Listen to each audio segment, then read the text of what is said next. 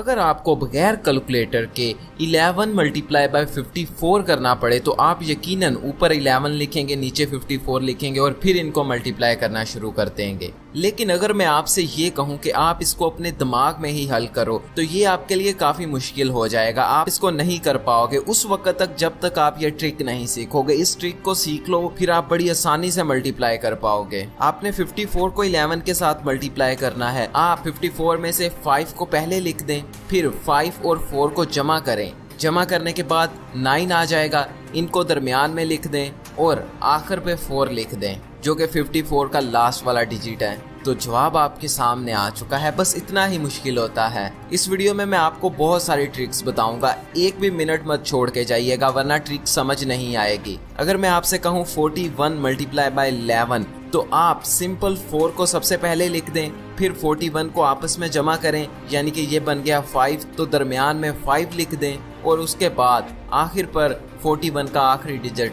यानी कि 1 उसको लिख दें। ये लें, आपका जवाब आ गया। इस तरीके में एक ये खामी है कि आप 11 के साथ मल्टीप्लाई करते वक्त इसको इस्तेमाल कर सकते हैं, लेकिन आगे आने वाली ट्रिक्स में मैं आपको बताऊंगा कि अपने दिमाग में ही किस तरह मल्टीप्लिकेशन करें और दूसरी बहुत सारी ट्रिक्स बताने वाला हूं। अगर आपने 23 को 11 के साथ मल्टीप्लाई करना है तो सबसे पहले 2 आ जाएगा, 23 आपस में जमा होंगे, 5 आ जाएगा, फिर 23 का आखिरी डिजिट 3, तो ये लीजिए जवाब आ गया। अगली एग्जाम्पल थोड़ी सी मुश्किल है। 82 मल्टीप्लाई बाय 11, सबसे पहले 8 लिख दें और जब हम इनको आपस में जमा करते हैं तो हमारे पास 10 आ गया। क्या अब हम यहाँ पर 10 लिख देंगे? नहीं, हम सिर्फ 0 लिखेंगे और जो 1 बच गया है उसको 7 वाले हिस्से में जमा कर देंगे और आखिरी डिजिट को उसी तरह नीचे ले आएंगे। 47 मल्टीप्लाई बाय 11, 4 उसी तरह लिख दिया, इनको आपस में जमा किया, 11 आ गया। यहाँ पर दरमियान में हम सिर्फ आखिरी वाला हिस्सा लिखेंगे, 1 लिख दिया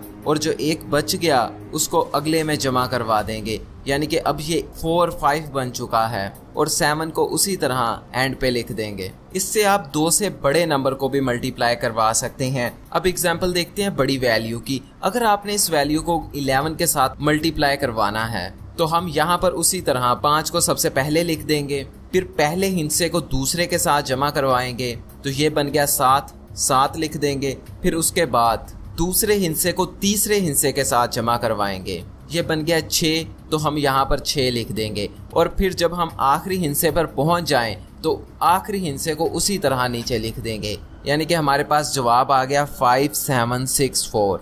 अब लास्ट एग्जाम्पल हम किसी बहुत बड़ी वैल्यू को जमा करवा के देखते हैं। हमारे पास वैल्यू है 354271।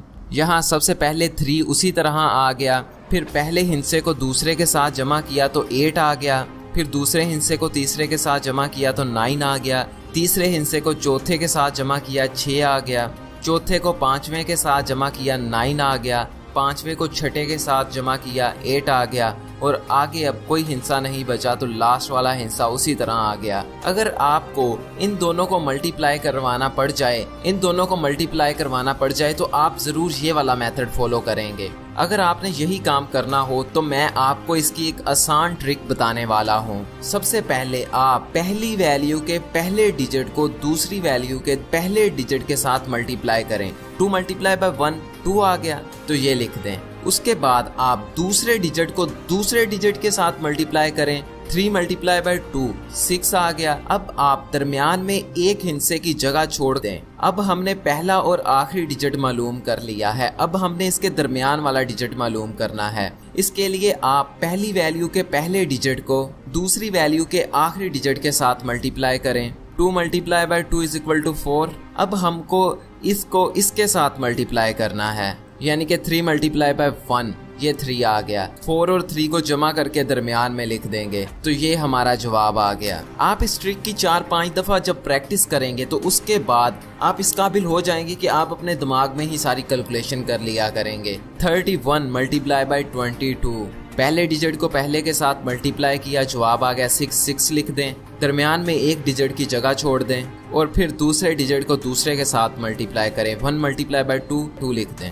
अब दरमियान वाले डिजिट के लिए आप इसको इसके साथ मल्टीप्लाई करवाएं और फिर इसको इसके साथ मल्टीप्लाई करवाएं और अब इन दोनों वैल्यू को जमा कर दें और दरमियान में लिख दें। अब मैं थोड़ा सा डिफ़िकल्ट क्वेश्चन आपके साथ शेयर करता हूँ। इसको जानने के बाद आप 2 डिजिट मल्टीप्लिकेशन अपने जहन में ही कर लिया करोगे। 23 मल्टीप्लाई बाय 24 करने में तो ये बहुत आसान है, लेकिन इसके अंदर सिर्फ एक ही नई चीज़ है। सबसे पहले उसी तरह पहले को पहले के साथ मल्टीप्लाई करवाया, 4 लिख दें। अब दूसरे को दूसरे के साथ मल्टीप्लाई कर दें तो 3 multiply by 4 is equal to 12। तो क्या अब हम यहाँ पे एक डिजिट की जगह छोड़ के 12 लिख देंगे? नहीं, हम सिर्फ 2 लिखेंगे और जो 1 है उसको दरमियान वाले हिस्से में कैरी कर देंगे। अब दरमियान वाला डिजिट मालूम करने के लिए आप पहले को आखिरी के साथ मल्टीप्लाई करें, फिर दोनों दरमियान वालों को मल्टीप्लाई करें और इनको जमा कर दें। ये 14 बन गया और आप इस 14 में वो 1 को भी जमा कर दें। अब ये 15 बन गया। अब यहाँ पर भी हमने 2 डिजिट नहीं लिखने, सिर्फ 1 लिखना है। यहाँ पे अब हम 5 लिखेंगे और 1 को अगले वाले हिस्से के साथ जमा कर देंगे। तो ये जवाब आपका आ चुका है। इस मेथड पर आप प्रैक्टिस करेंगे तो एकदम सीख जाएंगे। लेकिन जो अगला मेथड है, इससे एक 8 साल का बच्चा भी बड़ी आसानी के साथ बड़े से बड़े हिस्से की मल्टीप्लिकेशन कर सकेगा और वो भी बहुत आसानी के साथ। हमारे पास एक सवाल है 31 मल्टीप्लाई बाय 12। सबसे पहले आपने 3 के लिए 3 लाइंस लगा देनी है और उसके बाद 1 के लिए 1 लाइन लगा देनी है और फिर 12 की दूसरी जानिब आपने 1 के लिए 1 लाइन लगा देनी है और 2 के लिए 2 लाइनें लगा देनी है। अब हमने देखना है कि हमारी लाइनें कहाँ कहाँ पर इंटरसेक्ट कर रही हैं, एक दूसरे को कहाँ कहाँ पर काट रही हैं। सबसे पहले ये लाइन 2 जगह पे मिल रही है तो हमने 2 लिख देना है। उसके बाद हमने दरमियान वाली लाइनों को काउंट करना है, ऊपर वाली भी और नीचे वाली भी। तो टोटल 7 बन गया, हम यहाँ पर 7 लिख देंगे और फिर इसी तरह इनको काउंट कर लेना है। ये 3 जगह पे टकरा रही हैं तो ये लीजिए, ये आ गया आंसर। ये बस इतना ही आसान है। जब आप इसको प्रैक्टिस करेंगे तो आप कुछ ही लाइनें खींचेंगे और बड़ी बड़ी मल्टीप्लिकेशंस कर देंगे। अब हमने 22 को मल्टीप्लाई करना है 23 के साथ। सबसे पहले हम 22 की लाइनें उसकी ऑपोजिट डायरेक्शन में लगा देते हैं। 2 लाइनें, थोड़ा सा फासला छोड़ के 2 लाइनें। अब इसी तरह हम 23 की लाइनें भी लगा देते हैं, 3 लाइनें और फिर फासला छोड़ के 2 लाइनें। अब हम फिर से काउंट करेंगे इन लाइनों ने आपस में कितनी बार काटा है, 6 आ गया। फिर हमने दरमियान वाले सारे डॉट्स को जमा किया तो हमारे पास 10 आ गया। अब यहाँ पर हम 10 नहीं लिखेंगे बल्कि 10 का सिर्फ आखिरी डिजिट यानी कि 0 लिखेंगे और जो 1 है वो अगली वाली वैल्यू में जमा कर देंगे। और अगली वाली वैल्यू में काटा है 4 बार और इसमें 1 को जमा करेंगे 5 बार बन गया। तो ये लीजिए आपका आंसर आ गया। मुझे पता है ये ट्रिक आपको बहुत अच्छी लग रही है, इसलिए अभी सब्सक्राइब कर लें और जो बेल है उसको नहीं भूलना, लाजमन बेल को ऑन कर देना है। आप इस मेथड के जरिए जितनी बड़ी मर्जी रकम को मल्टीप्लाई कर सकते हैं। अगली एग्जांपल है 213 मल्टीप्लाई बाय 422।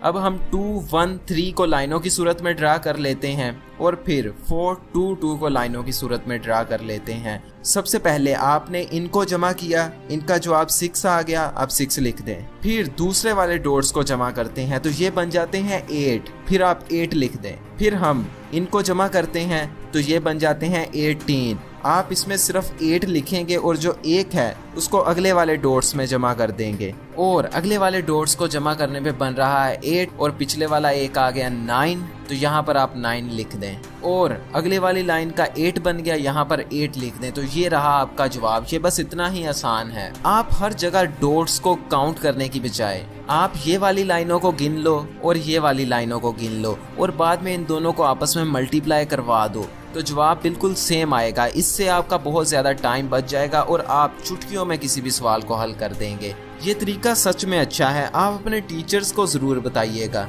और अपने दोस्तों के साथ ज़रूर शेयर कीजिएगा। अब मैं आपको बताने वाला हूँ कि हम 2 डिजिट स्क्वायर किस तरह मालूम करें। अगर आपने 35 का स्क्वायर मालूम करना है यानी कि 35 मल्टीप्लाई बाय 35 कितने होते हैं, तो सबसे पहले आप 3 का स्क्वायर मालूम करें यानी कि 3 multiply by 3 is equal to 9 और फिर आप 5 का स्क्वायर मालूम करें यानी कि 5 multiply by 5 is equal to 25, तो आप 9 के साथ 25 लिख दें। इसके बाद एक छोटा सा स्टेप रह गया है, आप 3 और 5 को आपस में मल्टीप्लाई करें और फिर इनको 2 के साथ मल्टीप्लाई कर दें। 3 मल्टीप्लाई बाय 5, 15 मल्टीप्लाई बाय 2, 30। तो आप इस तरफ से एक डिजिट की जगह छोड़कर यहाँ पर 30 को लिख दें और इनको आपस में जमा कर दें। तो ये लीजिए आपका जवाब आ चुका है। अब हम देखते हैं 53 का स्क्वायर। 5 का स्क्वायर 25 आ गया, 3 का स्क्वायर 9 आ गया। हम यहाँ पर 3 का स्क्वायर 9 आ गया, हम यहाँ पर 9 नहीं लिखेंगे बल्कि 09 लिखेंगे।